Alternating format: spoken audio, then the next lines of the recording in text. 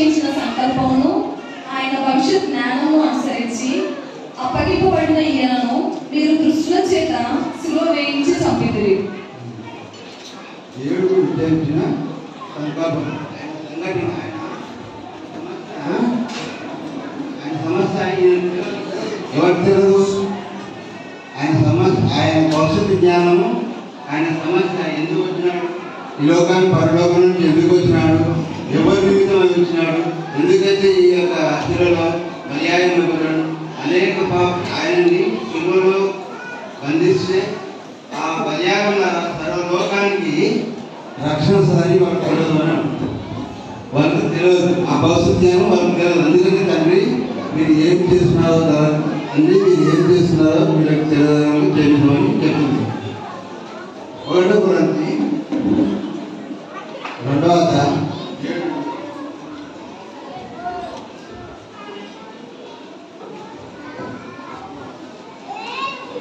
ఈ లోకాధికారుల జ్ఞానం కాదు కానీ దేవుని జ్ఞానం అర్థమైనట్టుగా బోధించుచున్నాను. ఈ జ్ఞానం మరుగైందెను.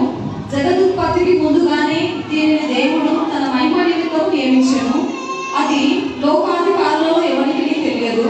అది వారికి తెలిసి ఉండిన ఎడల మహిమ స్వరూపియకు ప్రభువును శిలువ వేయకపోయినందుకు తెలుసుంటే కదా తిరగనది ఆయన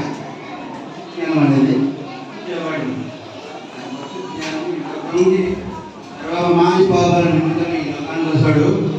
ఆ కనర్శులలో బలియాగముడు ఆయన రక్తం చిందడం ద్వారా అనేక పాపాలకి రక్షణ వస్తుంది అనేది ఆ జ్ఞానం అనేది తెలియదు. అందుకని క్షమించమని తండ్రి అని చెప్తున్నాను కదా. తెలిసి ఉంటే 27 చెప్తున్నాను. నేను చెప్తాను, వాక్యం చెప్తుంది. చెప్తుందా? మీకు అలా వినిపిస్తుందమ్మా? మరి వాళ్ళు తెల్లక చేసినాడు అంటారు. మనం తెలిసి మనం ఏం చెప్తాడు? ఆయన తెలిసి వాళ్ళకి తెలియదు, క్షమించమని అంటాడు. మనము ఉపకారం తీసుకుంటే మనం చేసిన తప్పుల గురించి, మనం చేసిన దోషం గురించి తెలిసి చేయకపోతే క్షమించమని చెప్తుంది. తెలిసి చేస్తే మన కథ 2వ రాత్రి తర్వాత ఉంటుంది కదా. ఈ విషయం అందరికీ తెలుసు. సార్ చెప్తూనే ఉంటాడు పద్నాలుగు కదా. మరి లూకా సువార్త 23వ అధ్యాయం 23వ అధ్యాయం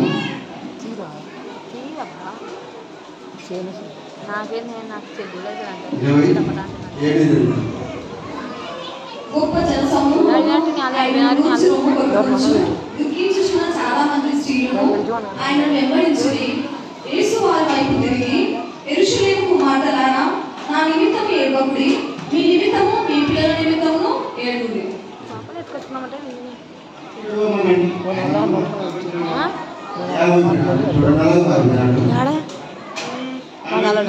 అందరికీ కన్నులు వస్తుంది, కానీ ప్రభు అంటున్నాడు నా కోసం ఏడవద్దండి,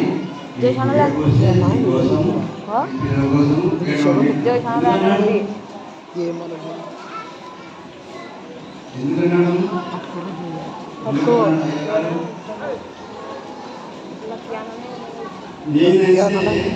లోకానికి వచ్చాను, శిలువకు ముందు అనేక గొప్ప కార్యాలు చేశాను, అనేక మందికి వాక్యాలు ప్రకటించాను, అన్ని చేశాను. రోజు లాస్ట్కి చేయకపోతున్నాను.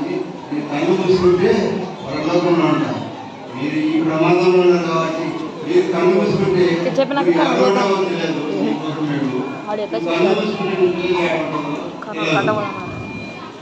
మీరు కళ్ళు మూసుకుంటే నీ పిల్లలు నీవు ఎక్కడో తెలియదు. పరలోకంలో 7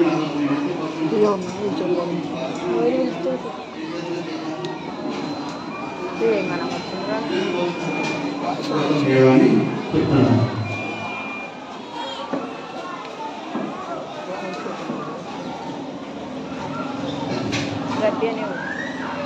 అప్పటికి మనం ఇప్పుడు ఇంతవరకు ఈ వాక్యం ఎన్నో సంవత్సరాల నుంచి శిలువ గురించి 2000 సంవత్సరాల నుంచి చెప్పుకుంటూ పోతున్నాం.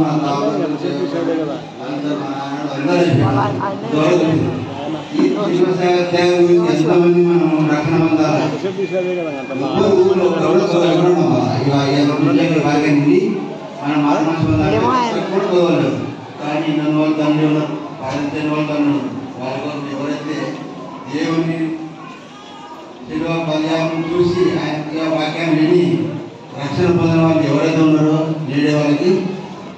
నేడే రక్షణ దినం మారు మనసు మార్చుకొని రక్షణ పొందమని వాక్యం తెలుస్తుంది. అందుకని చెప్పాడు.